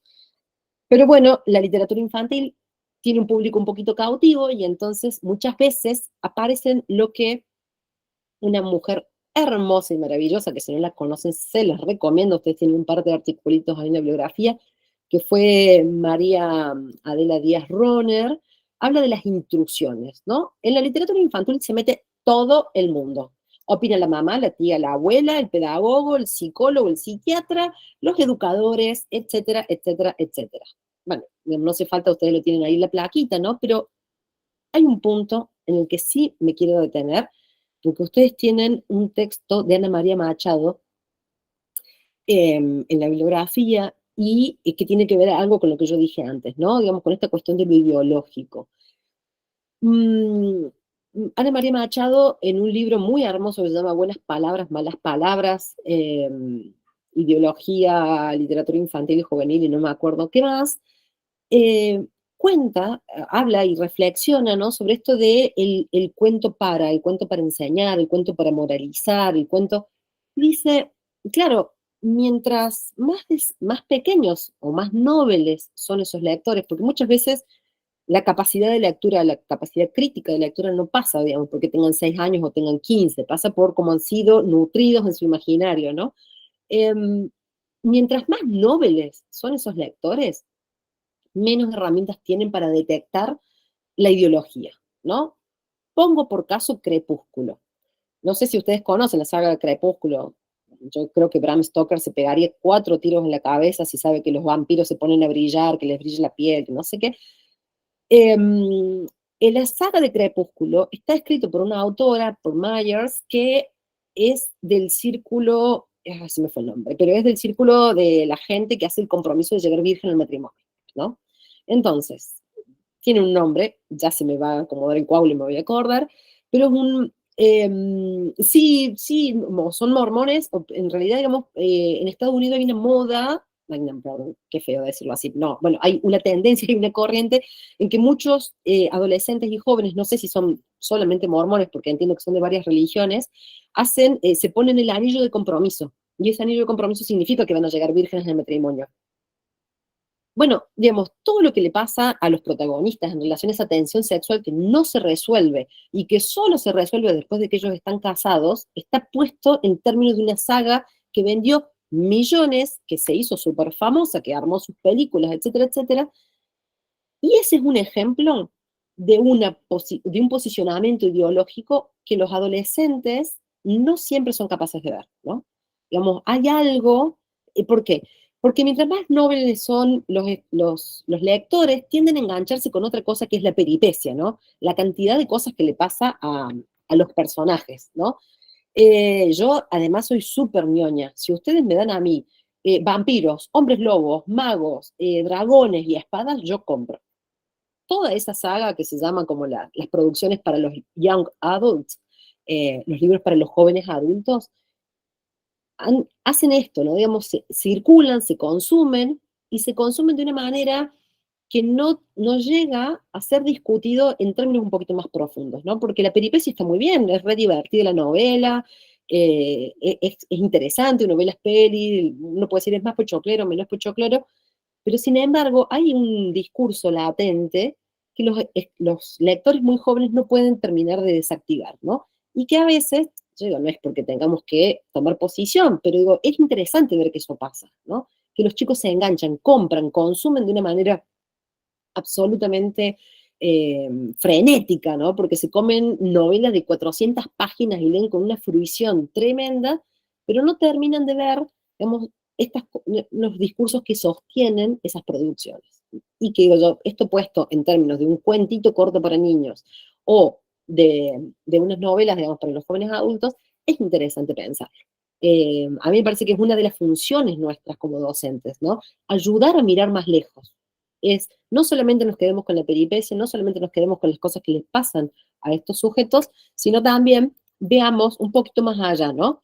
Y por supuesto, ese último, ustedes después pueden activar los enlaces. El de Saki es el enlace al cuentista, un cuento que me parece muy hermoso, pero que también molesta mucho con esto de que la literatura infantil tiene que ser buena, ¿no? Como que hay que abuenar todo tiene que tener un mensaje, todo tiene que decir que somos buena gente, que estamos, no sé, digamos, como compartiendo, haciendo del mundo un lugar mejor, ¿no? Ya casi que cerramos con esto. Claro, me vengo para acá para ver si estoy bien con... Ahí está. No, estamos re para atrás. Me la voy a saltar muy rápidamente a la pobre Adelia Roner. Total, ustedes después van a la placa. Me voy a saltar esto también para no reventarles la cabeza.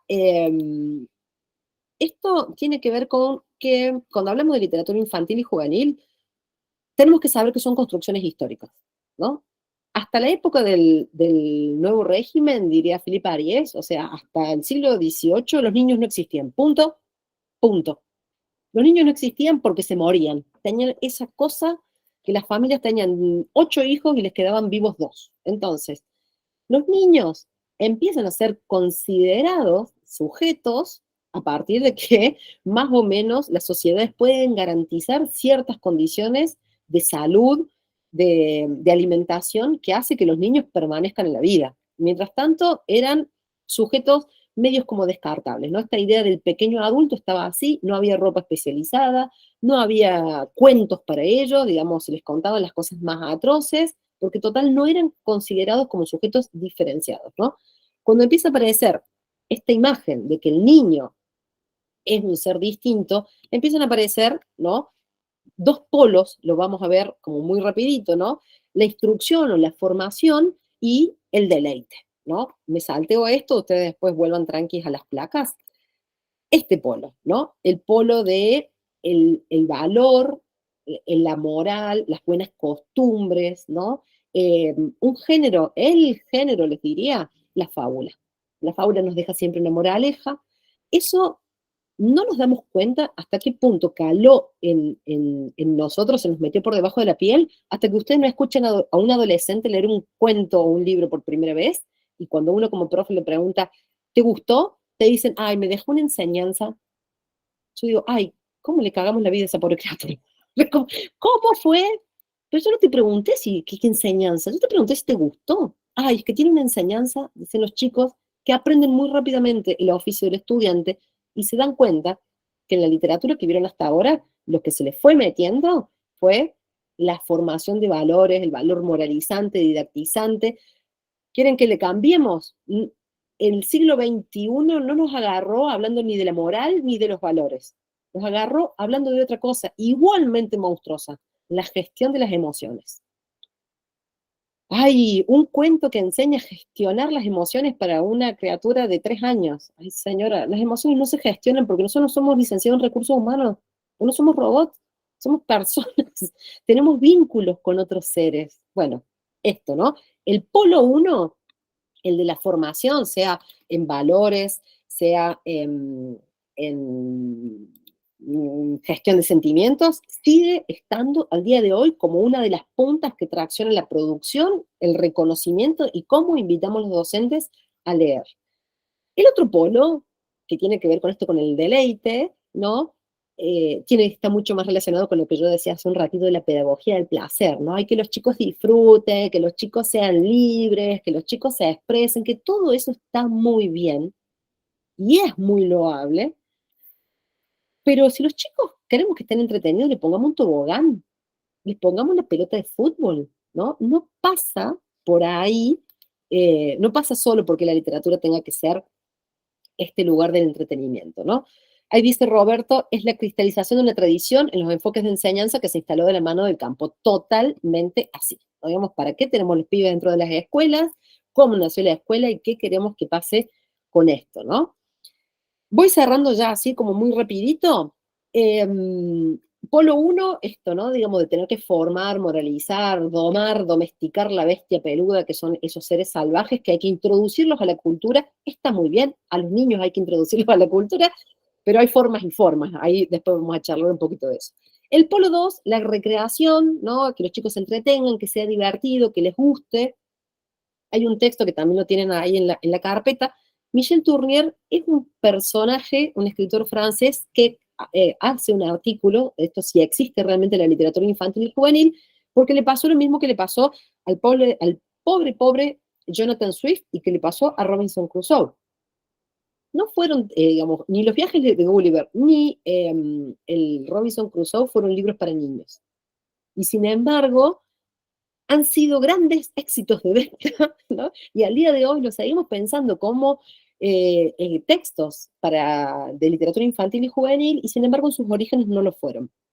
La obra de Tournier, Viernes o Los Limbos del Pacífico, sufrió exactamente la misma suerte, y también podríamos decirlo con Estéfano, de la Tere Andrueto, que era un libro biográfico sobre la historia de vida del papá de la Tere, que era una novela para adultos, que no fue a parar a ningún lado, que la iban a descatalogar y la iban a picar. Yo no sé si ustedes saben que cuando los libros no se venden, una opción es que todo ese volumen de libros pasen por la picadora de papel, se reprocesa, se hace pulpa y se reimprimen nuevos libros.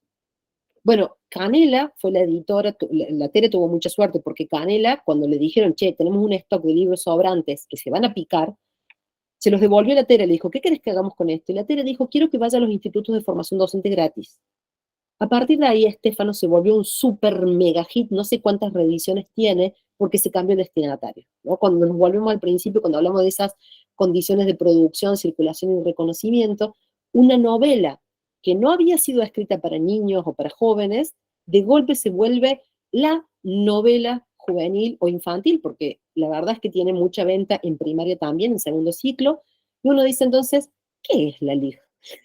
Si la autora dijo que no era para esto, ¿cómo es que de golpe llegamos a este punto? Bueno, me callo, abrimos 5 minutitos, porque lo que nos sigue es que hagamos una pausita para cambiar el agua del mate y el agua que el mate puso en nuestros cuerpos. ¿Alguien quiere contar una experiencia de deleite o de domesticación en relación a qué le hicieron leer? O si tuvo por ahí la buena suerte de tener un docente que pensara la LIG desde otro lugar. No sé. Dale, Diana. A mí me pasó con Crepúsculo, que fue una saga que cuando salió a mí no me interesaba en absoluto porque no me interesaban los vampiros, pero mi mamá un día apareció con los 4 libros, 5 a los 16 años, y bueno, vacaciones de una semana en Punta del Este y los tuve que leer. Lo que me pareció siempre era como que dentro de ese libro se romantizaban las relaciones violentas. Entonces yo ya a los 16 años estaba con la idea de que odiaba Crepúsculo porque estaba romantizando relaciones que eran muy tóxicas. Entonces ya cuando entré a mi primera carrera, psicología, lo primero que hice fue en un taller, hacer un taller sobre Crepúsculo usándolo para identificar qué elementos violentos había en la relación de Edward y de Bella. O sea que me gustaba muchísimo criticar Crepúsculo cuando era joven.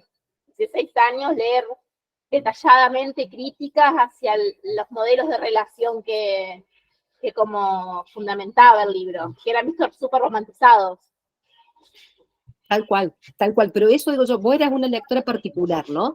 Porque en general, los lectores adolescentes, con los que muchos de mis estudiantes, que yo en secundario tuve desde los 12 años hasta los 18, hablábamos mucho porque fue realmente un súper éxito de ventas, y no podían ver esas cosas, ¿no? Entonces digo yo, ahí necesitas alguien con quien hablar, que te diga, che, ¿esto no te hace ruido? ¿No te parece que, no? Porque si no, de por sí, estos lectores más nobles no van a poder activar qué se está jugando ahí. Bueno, qué suerte, qué suerte que hayas podido mirarlo. ¿Hay alguien más? ¿Quieren que nos vayamos a la pausa? Capaz que el agua del mate ya nos está presionando un poquito. De todas maneras, dejamos el chat abierto por cualquier sugerencia. Ahí estamos compartiendo bibliografía, ¿sí? Para que puedan ingresar.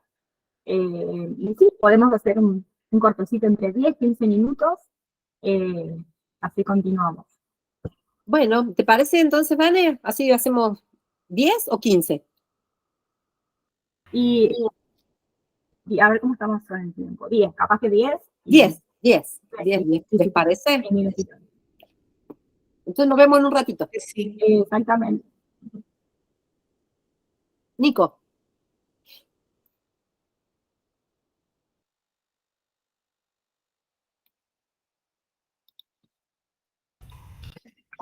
¿Me escuchas? Ahí está, bien. Sí. No, yo comentaba un poco de que yo no tuve esa experiencia porque a mí desde pequeño me han mandado un colegio un poco más religioso, digamos.